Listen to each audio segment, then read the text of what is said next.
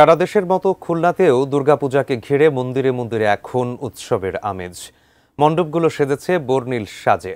এ বিষয়ে বিস্তারিত জানতে খুলনা নগরের ধর্মসভা কালী মন্দিরে আমরা যুক্ত হচ্ছি। সেখানে রয়েছেন আমাদের বিভাগীয় প্রতিনিধি মোহাম্মদ অসীমের সাথে আমরা সরাসরি যুক্ত হচ্ছি। অসীম, আজ তো বছরের মাধ্যমে ষষ্ঠী পূজার দিনক্ষণ শুরু হয়ে গেছে। আসলে খুলনাতে আসলে চিত্রটা কেমন এবং যারা দর্শনার্থীরা রয়েছেন তারা আসলে কি বলছেন? কখনো মেঘ কখনো বৃষ্টি, প্রাকৃতির এমন অপরূপ খেলায় এবং শরতের যে কাশফুলের সেই ভেলায় বলে দিচ্ছে শুরু হয়ে গেছে সনাতন ধর্মাবলম্বীদের সব থেকে বড় ধর্মীয় উৎসব, শারদীয় দুর্গোৎসব। আমরা খুলনাতে যে সমস্ত মন্দিরগুলো রয়েছেন, অর্থাৎ খুলনা মহানগরে 120টি এবং জেলায় 857টি পূজা মণ্ডপ, সব মন্দিরগুলোতে কিন্তু এখন উৎসবের আমেজ বিরাজ করছে। আসলে সনাতন ধর্মাবলম্বীরা কিন্তু সকাল থেকেই তাদের যে নূতন পোশাক পরে কিন্তু এই মন্দিরগুলোতে আসছে।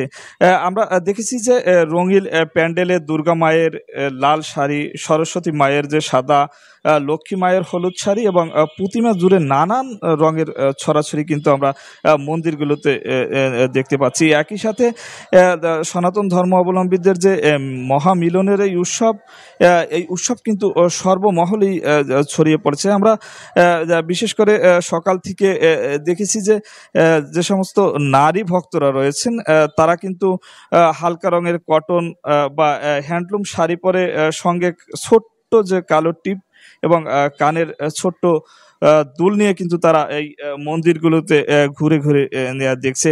সাইমুল, একটু আপনাকে জানিয়ে রাখি যে এবার কিন্তু মা দুর্গা গজে চড়ে স্বর্ণলোকে অর্থাৎ মর্তলোকে আসছেন, যার ফলে বসুন্ধরায় শস্যপূর্ণ হয়ে উঠবে। একই সাথে দেবী বিদায় নেবেন দোলায় বা পালকিতে চড়ে, যার ফলে ফল হচ্ছে মরক প্রাকৃতিক দুর্যোগ এবং মহামারীর প্রাদুর্ভাব বেড়ে যাবে। সাইমুল, এখনো পর্যন্ত খুলনার যে মন্দিরগুলো রয়েছেন সেই মন্দিরগুলোতে কিন্তু আনুষ্ঠানিকভাবে পূজা শুরু হয়নি।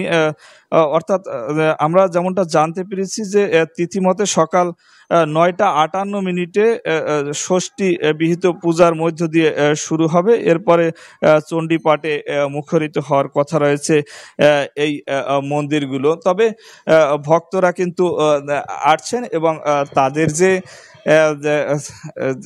তারা দেবী দুর্গাকে বরণ করে নেবেন সেই প্রস্তুতি তাদের সম্পূর্ণ রয়েছেন। আসলে বলা চলে যে খুলনা নগর এবং জেলা জুড়ে উৎসব মুখর পরিবেশ সৃষ্টি হয়েছে এই দুর্গা উৎসবকে ঘিরে। আমার কাছে সব মিলে এই ছিল সাইমুল খুলনার ধর্মসভা কালী মন্দির থেকে দুর্গা উৎসবের সর্বশেষ খবর।